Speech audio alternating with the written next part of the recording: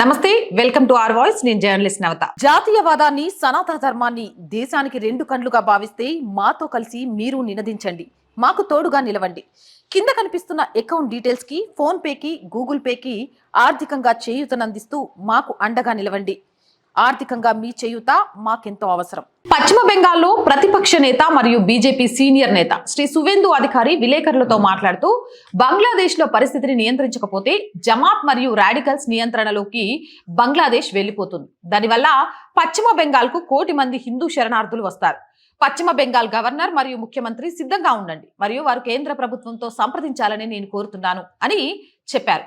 ఇక బంగ్లాదేశ్ నుంచి వచ్చే హిందూ శరణార్థులను తీసుకోవడానికి సిద్ధంగా ఉండండి అని బెంగాల్ రాష్ట్ర ప్రజలకు చెప్పారు. అయితే ఇక్కడ మనం గమనించి అలాగే మమతా బెనర్జీ ఆలోచించాల్సిన విషయం ఏంటి అంటే, బంగ్లాదేశ్ లో నెలకొన్న పరిస్థితుల నేపథ్యంలో పశ్చిమ బెంగాల్లో ఇష్టం వచ్చినట్టు నిర్ణయాలను తీసుకున్నా, అక్కడ పోలీసు పహారాని అప్రమత్తం చేయకపోయినా పశ్చిమ బెంగాల్ రాష్ట్రం భారీ మూల్యం చెల్లించుకోవాల్సి వస్తుంది. ఈ రోజు బంగ్లాదేశ్ లో చూస్తున్నాం, సొంత తమ ఇస్లామిక్ మతానికి చెందిన హసీనా ప్రధానమంత్రినే ఈరోజు దేశం వదిలిపెట్టి పారిపోయేలాగా చేస్తున్నారు అంటే, ఇప్పటికే పశ్చిమ బెంగాల్ రోహింగ్యాలకు అడ్డాగా మారిపోయిందని చెప్పొచ్చు. ఇలాంటి సమయంలో సొరంగ మార్గాల ద్వారానో లేదో కంచెల ద్వారానో విచ్చలవిడిగా రోహింగ్యాలు పశ్చిమ బెంగాల్ చేరుకుంటే పక్కింటి దాకా తలుపు తట్టింది, రేపు ఏదో ఒక రోజు మమతా బెనర్జీ తలుపు తడుతుంది.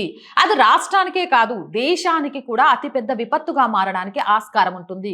ఈ నేపథ్యంలో పశ్చిమ బెంగాల్కి సంబంధించిన ముఖ్యమంత్రి మమతా బెనర్జీ నోటికొచ్చినట్టుగా మాట్లాడకుండా, తనకు తోచిందే వేదమన్నట్టు కాకుండా, లేకపోతే ఇక్కడ షరియా చట్టాలను అమలు చేస్తామనే వాళ్ళకు మద్దతు పలకకుండా కేంద్ర ప్రభుత్వంతో కలిసి అడుగులు వేయకుంటే, కేంద్ర ప్రభుత్వ నిర్ణయాలకు శిరస్సు వంచకుంటే భారీ మూల్యాన్ని చెల్లించాలి.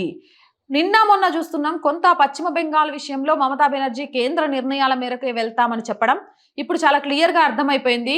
రోహింగ్యాలను ఎక్కువగా పెంచి పోషిస్తే తన ఉనికికే ప్రమాదం వస్తుందని ఆ భయంతో కేంద్ర ప్రభుత్వంతో కలిసి అడుగులేస్తే తప్ప పశ్చిమ బెంగాల్ని, భారత్ని కాపాడుకోలేం. మరి మమతా బెనర్జీ ఎలా బిహేవ్ చేస్తారు అన్నది వేచి చూడాలి. మీరేమంటారు? కామెంట్ సెక్షన్లో పెట్టేయండి. మోర్ వీడియోస్ కోసం మన ఛానల్ వెంటనే సబ్స్క్రైబ్ చేయండి. నచ్చిందా? లైక్ చేయండి, షేర్ చేయండి, సపోర్ట్ చేయండి. జై భారత్.